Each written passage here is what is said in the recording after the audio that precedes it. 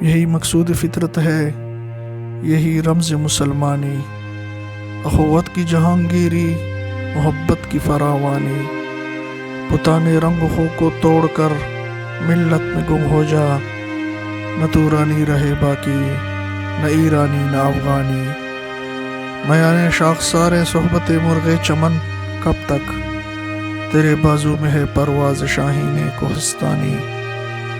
گمان آباد ہستی میں یکی مرد مسلمہ کا، بیاباں کے شب تاریک میں قندیل رہبانی۔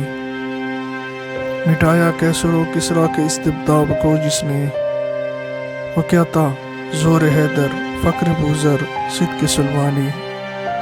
ہوئے احرار ملت جادوئے پیاں کس تجمل سے، تماشائی شگاف در سے ہے صدیوں کی زندانی۔ ثبات زندگانی ایمان محکم سے ہے دنیا میں، کہ المانی سے بھی پائندہ تر نکلا ہے دورانی۔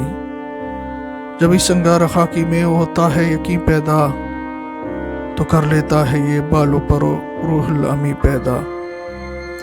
علامہ صاحب فرماتے ہیں کہ فطرت کا مقصد اور اسلامی تعلیمات کی روح یہ ہے کہ دنیا میں اخوت کا راج ہو اور محبت کی بہتات ہو، یعنی ہر شخص دوسرے کو اپنا بھائی سمجھے اور بیٹوں کی طرح ان سے محبت کرے۔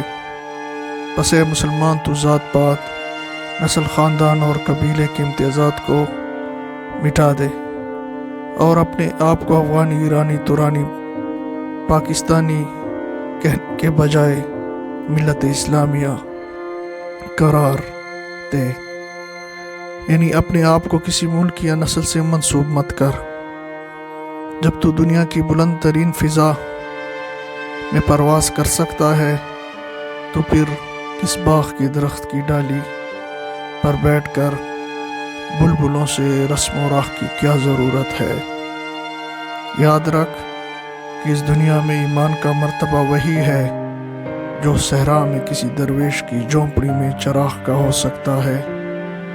جس طرح وہ چراغ بھولے بھٹکے مسافروں کو راہ دکھا سکتا ہے یا پناہ دے سکتا ہے، اس طرح مسلمان اس دنیا میں گمراہ انسانیت کو راہ راست دکھا سکتا ہے۔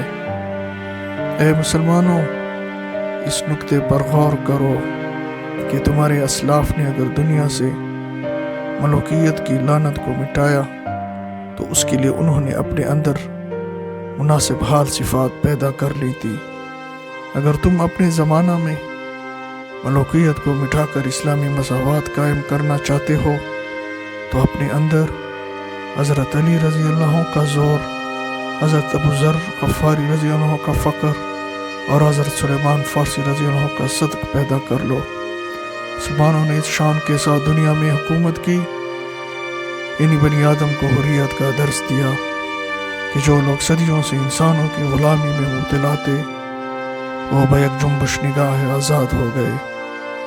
یاد رکھو، صرف ایمان کی مضبوطی سے تم کو ثبات و استحکام حاصل ہو سکتا ہے۔